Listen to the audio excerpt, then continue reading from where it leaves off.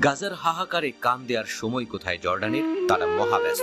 অথচ ইসরায়েলের ছোড়া ইরানের ক্ষেপণাস্ত্র ঠেকাতে ঝাঁপিয়ে পড়েছিল জর্ডান। চেষ্টা করেছিল তেল আবিবের গায়ে যেন ফুলের আঘাতটিও না লাগে। কিন্তু কেন এমন বিস্ময়কর আচরণ করছে জর্ডান? তাদের এত ইসরায়েল প্রেম কেন? উত্তরটা কঠিন নয় মোটেও। জর্ডানের রাজতন্ত্রের সাথে পশ্চিমা বিশ্বের গলায় গলায় ভাব। 25 বছরের বেশি সময় ধরে জর্ডানের বাদশাহ দ্বিতীয় আব্দুল্লাহ। পর্দার আড়ালে জর্ডানের সাথে ইসরায়েলের সম্পর্কও ভালো। 1994 সালে জর্ডান ও ইসরায়েলের মধ্যে একটি শান্তি চুক্তি হয়। সেখানেই জর্ডান ইসরায়েলকে স্বীকৃতি দেয়। 1979 সালে মিশর ইসরায়েলকে স্বীকৃতি দেওয়ার পর জর্ডান ছিল স্বীকৃতি দানকারী দ্বিতীয় আরব মুসলিম দেশ। এদিকে পানি চুক্তির বিনিময়ে গাজা ইস্যুতে জর্ডান খুব বেশি শক্ত অবস্থান না নেয়ার ইসরায়েলি শর্তও মেনে নিয়েছে।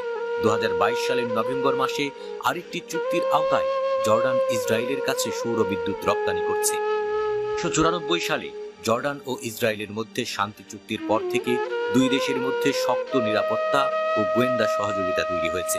মুসলিমদের পবিত্র এলাকা আল আকসা মসজিদ কম্পাউন্ডের মুতওয়াল্লি বা কাস্টোডিয়ান হচ্ছে জর্ডান।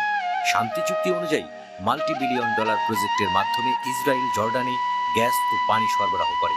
ইসরায়েলের বিরুদ্ধে 1948 সাল থেকে 1973 সাল পর্যন্ত মোট 4টি যুদ্ধে অংশ নিয়েছে জর্ডান। 1994 সালে জর্ডান এবং ইসরায়েলের মধ্যে শান্তি চুক্তি হয়। 1951 সালে জর্ডানের তৎকালীন বাদশাহ আব্দুল্লাহ জেরুজালেমে আল আকসা মসজিদে প্রবেশের সময় তাকে গুলি করে হত্যা করা হয়। একজন ফিলিস্তিনি আরব এই হত্যাকারী ছিলেন। বাদশাহ আব্দুল্লাহকে ফিলিস্তিনিদের অনেকেই পছন্দ করতেন না। এর একটি বড় কারণ ছিল প্রথম আরব ইসরায়েল যুদ্ধ এবং পরবর্তীতে ফিলিস্তিন নিয়ে তার ভূমিকা। শুধু তাই নয়, 1971 সালে জর্ডানের প্রধানমন্ত্রীকে হত্যা করেছিল ফিলিস্তিনি বন্দুকধারীরা।